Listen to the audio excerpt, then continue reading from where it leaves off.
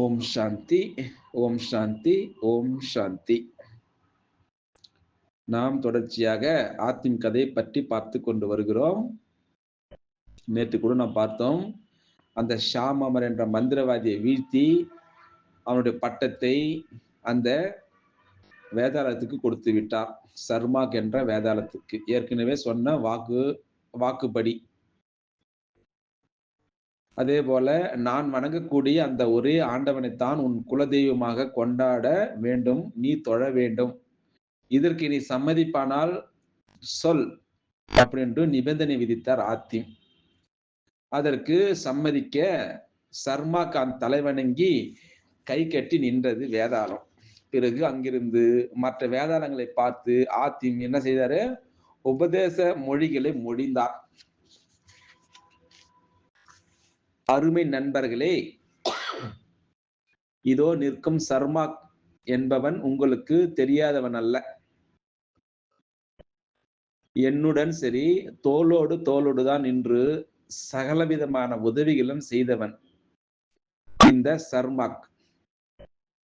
உங்களுடைய உண்மையான நண்பனும் ஆவான்.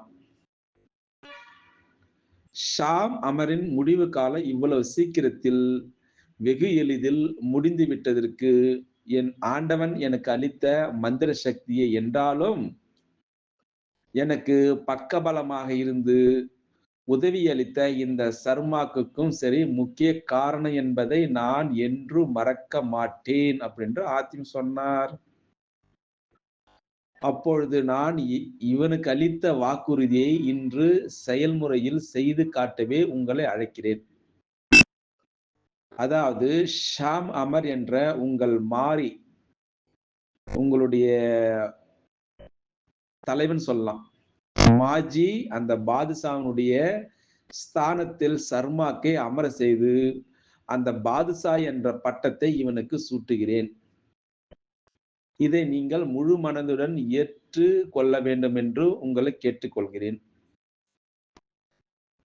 இன்னும் நீங்கள் அனைவரும் இந்த புதிய பாதுஷாவுடைய சொல்லுக்கு அடங்கி நடப்பதோடு மட்டுமல்லாமல் தீய வழிகளில் செல்லாமல் நம் ஆண்டவனுடைய ஒருவனையே, அதாவது நிஜ பக்தியுடன் தொழுது நல்வழி அடையுங்கள். அந்த மந்திர ஜாலங்களில் உங்கள் உள்ளத்தை பறிகொடுத்து உங்கள் வாழ்வை பாழாக்கி கொள்ளாதீர்கள். இதுதான் சங்கமகத்தில் சிவபாபா நமக்கு சொல்லக்கூடிய மகா மந்திரமாக இருக்கிறது. உங்கள் வாழ்க்கையை நீங்கள் என்ன செய்யக்கூடாது? பாழாக்கி கொள்ளக்கூடாது. நாச வேலையில் ஈடுபட்டு நரகத்திற்கு போவதை காட்டிலும் நல்லதை செய்து என்ன செய்யணும்? நீங்க எல்லாரும் சொர்க்கத்துக்கு செல்வது நலமல்லவா அப்படின்னு ஆத்திமியும் கேள்வி எல்லோருடைய கேட்டார். ஆகவே நண்பர்களே, இன்று முதல் இந்த சர்மாக்கை உங்கள் பாதுஷாவாக ஏற்றுக்கொண்டு என்ன செய்யணும்? புது வாழ்க்கை தொடங்கி எல்லா நலமும் பெற்று வாழ்வீர்களாக அப்படின்று ஆசீர்வாதம் சொன்னார். இதுவரை எனக்கு பக்கபலமாக இருந்து என் காரியத்தை வெற்றிகரமாக முடித்து கொடுத்த உங்களுக்கு என் நன்றியை தெரிவித்துக் கொண்டு உங்களிடமிருந்து விடை பெற்றுக் கொள்கிறேன் என்று கூறி முடித்தார் ஆத்திம். அவருடைய அறிவுரை கேட்ட வேதாளங்கள் அவரை மனமாற வாழ்த்தியதோடு மட்டுமல்லாமல் அவர் சொற்படி நடந்து கொள்வதாகவும் வாக்களித்தன.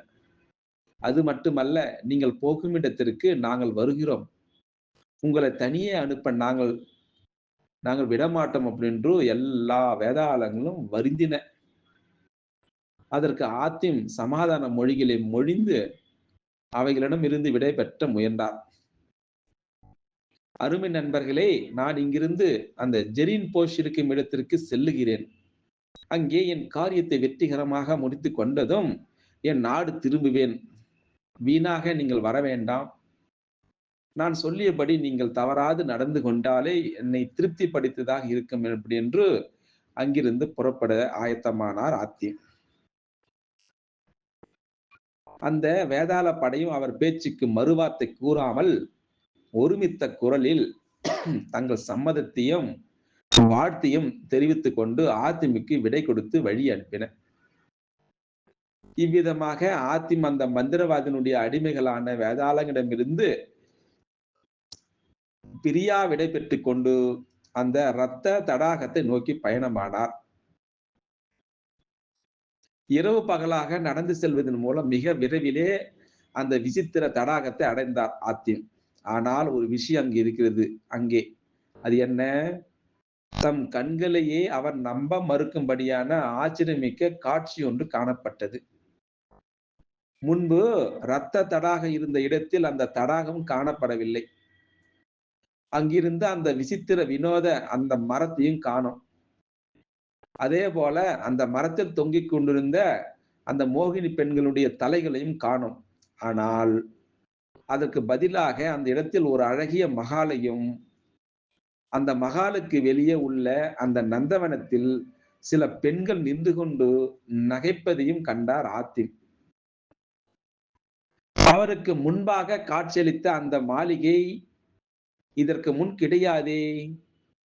இப்பொழுது எங்கிருந்து அது முளைத்தது என்றெல்லாம் எண்ணி எண்ணி வியந்து கொண்டே அந்த மகாலை நெருங்கினார் ஆத்திம்.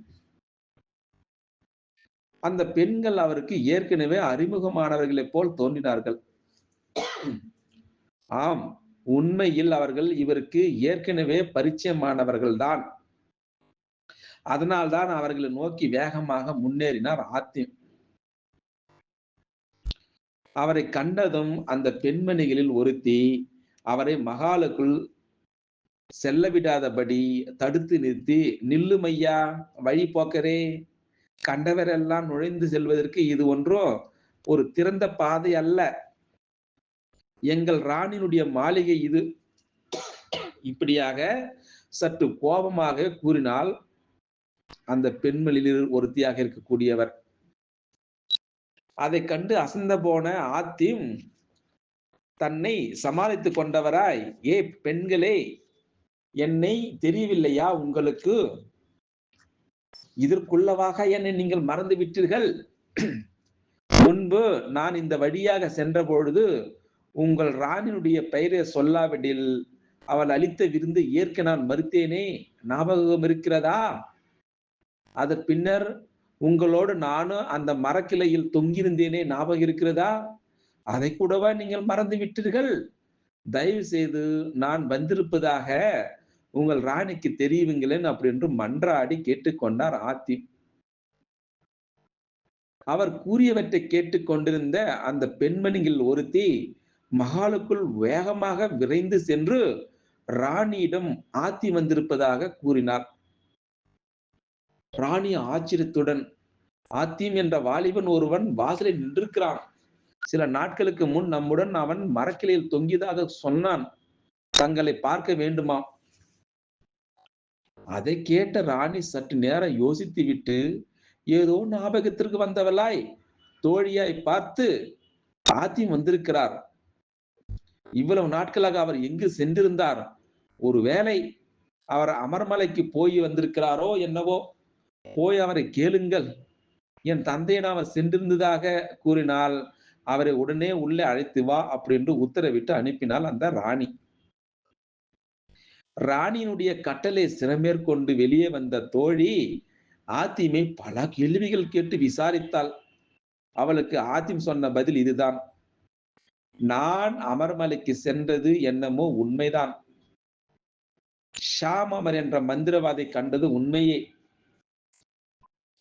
அவன் இதுகாரும் செய்து வந்த தீய செயல்களுக்குரிய தண்டனையே அவன் அடைந்து விட்டான். அணுவணுவாக அவன் உடல் சிதைக்கப்பட்டு மடிந்து போய் முதலில் நரகத்தை அடைந்து விட்டான். இதைப் பற்றி இன்னும் விளக்கமாக சொல்ல வேண்டுமானால் உங்கள் ராணியினுடைய முன் என்னை அழைத்து சென்றால்தான் சொல்வேன்." இப்படியாக அவர் கூறிய விபரத்தை கேட்டிருந்த தோழி மீண்டும் ராணியிடம் சென்றாள். அவர் கூறிய விவரங்களை தன் ராணியிடம் தெரிவித்த தோழி, "மற்ற விவரங்களை உங்களிடம் தான் சொல்லுவாராம்." அப்படி என்றால் அந்த தோழி. மந்திரவாதி இறந்து போனான் என்ற செய்தியை கேள்வியுற்றதும் ராணி அந்த ஜெரின்போஷ் மனம் மிக வருந்தினாள்.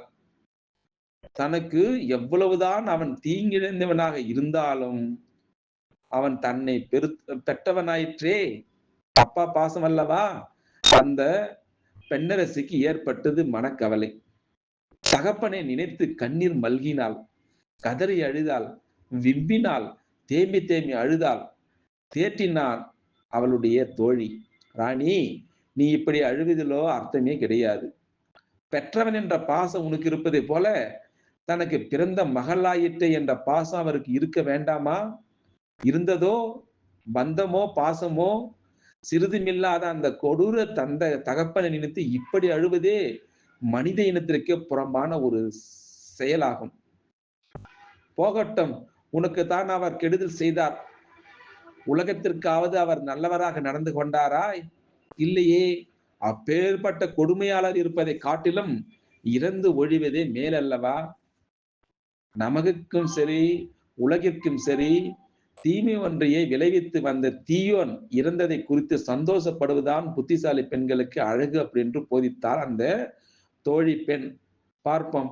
அந்த ராணி நாளைக்கு என்ன செய்ய போகிறார்? ஆறுதல் அடைந்தாரா? ஆத்திமை பார்த்து என்ன செய்தார் அப்படின்று இதனுடைய தொடர்ச்சியை பற்றி நாளைக்கு பார்க்கலாம். அச்சா. ஓம் சாந்தி. ஓம் சாந்தி. ஓம் சாந்தி. ஓம் சாந்தி. நாம் தொடர்ச்சியாக ஆத்திம் கதையை பற்றி பார்த்து கொண்டு வருகிறோம். நேற்று கூட நாம் பார்த்தோம், அந்த ஷாம் அமர் என்ற மந்திரவாதியை வீழ்த்தி அவனுடைய பட்டத்தை அந்த வேதாளத்துக்கு கொடுத்து விட்டார்.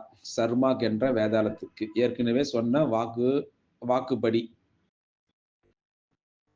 அதே போல நான் வணங்கக்கூடிய அந்த ஒரே ஆண்டவனைத்தான் உன் குலதெய்வமாக கொண்டாட வேண்டும், நீ தொழ வேண்டும். இதற்கு நீ சம்மதிப்பானால் சொல் அப்படின்று நிபந்தனை விதித்தார் ஆத்திம்.